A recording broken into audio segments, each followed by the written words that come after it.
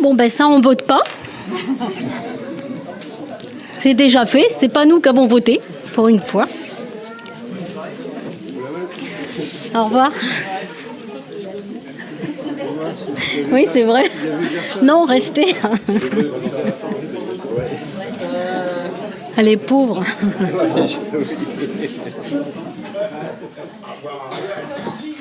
C'est plus confidentiel. Hein.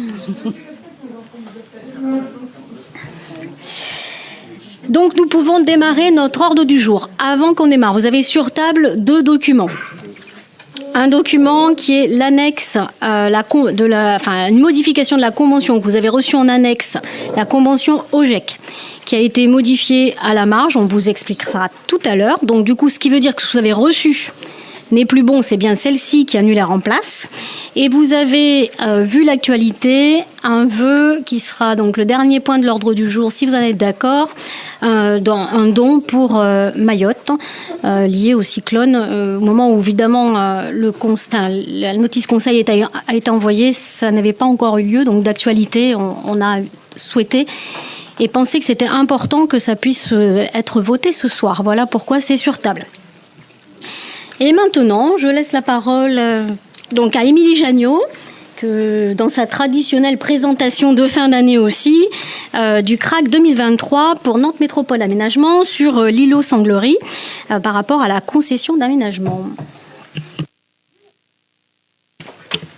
Bonsoir à tous. Donc effectivement, je vais mener le traditionnel exercice de présentation du compte-rendu annuel à la collectivité. À noter que cette année, donc, on vous présente le compte-rendu de l'année qui a été écoulée en 2023 et on le passe en décembre 2024. Donc, on est sur un bon rythme. Donc, l'opération que vous avez à l'écran sur le périmètre concerne 3 îlots, comme vous le savez. Celui de la médiathèque, celui à l'angle de la rue de la Sanglerie et rue de l'Élan. Et le dernier îlot à l'angle de la rue de la Sanglerie et rue des Écoles sur l'actuel village Belle-Automne. L'opération d'aménagement pour la fin 2023, elle est toujours sur son périmètre initial pour une production de 104 logements et la médiathèque que vous connaissez bien désormais. Pourquoi j'arrive pas à avancer ? Donc voilà, on a déjà 2 avenants qui ont été portés à la concession, notamment sur les apports en nature des fonciers de la médiathèque. Il y a un avenant à venir qui va vous être ensuite présenté sur l'apport en nature de la construction de l'îlot B sur lequel vous aviez déjà délibéré et sur la modification de l'opération d'aménagement.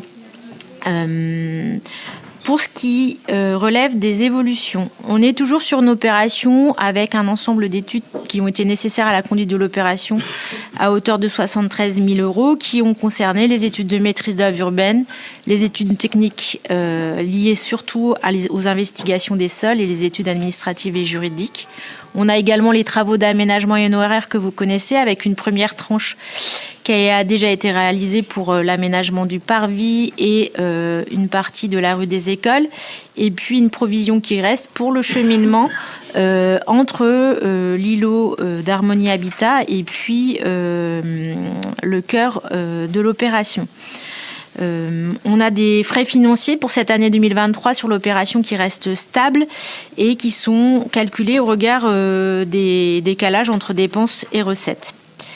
Et on a toujours une rémunération stable de l'aménageur qui est Nantes Métropole Aménagement de 220 000 € sur la globalité de l'opération. Et donc des frais généraux, eux aussi, qui n'ont pas beaucoup évolué. Donc voilà, sur cette année 2023, l'opération, elle n'a pas subi d'évolution majeure. Le gros événement, ça a été la possibilité de clôturer l'opération médiathèque, puisque la médiathèque, on l'avait ouverte en septembre 2022 et on a mené toutes les fins d'intervention dans le cadre de la garantie de parfait achèvement qui nous ont permis de clôturer le bilan d'opération de la médiathèque. Donc reste à venir, je vous ai remis là la projection de l'îlot B Harmonie qui a quand même accusé pas mal de retard avec l'enchaînement des crises Covid et les coûts de construction, mais qui reste toujours d'actualité et qui devrait démarrer sa construction à la fin du premier trimestre prochain. et la participation du concédant également qui est restée stable avec le versement de la participation d'équilibre à 340 000 € en 2023. Donc voilà, sur cette année 2023, peu d'évolution, une médiathèque livrée, finalisée et une structure de bilan avec des dépenses à hauteur de 5 980 000 € et des recettes à hauteur de 5 990 000 €. Donc une opération qui reste équilibrée sur son enveloppe et son périmètre initial. Est-ce que vous avez des questions ?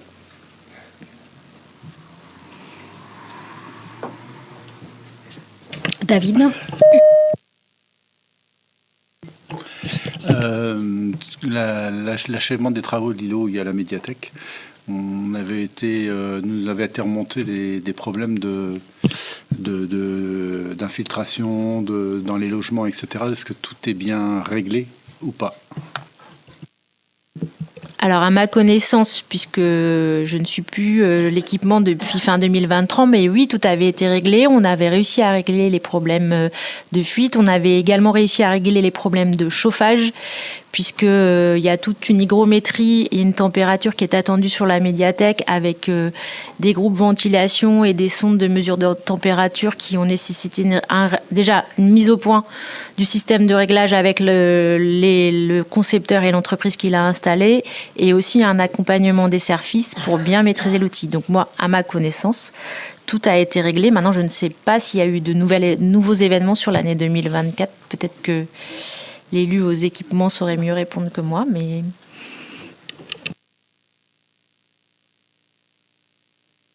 On a eu quelques infiltrations d'eau au niveau de la toiture, avec des fuites à l'intérieur de la médiathèque. Et je sais que c'est en voie d'être solutionné, cette affaire-là. C'est après l'accès, l'entrée, là. Juste au niveau du présentoir, où il y a toutes les nouveautés qui sont programmées. Donc c'est une toute petite fuite, hein, sans inquiétude particulière, et c'est en voie de résolution.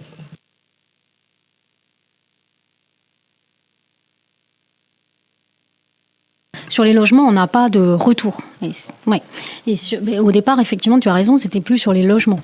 Et la médiathèque, c'est apparu après. Est-ce que c'est lié au toit terrasse avec les infiltrations liées à... Oui, c'est ça. D'accord.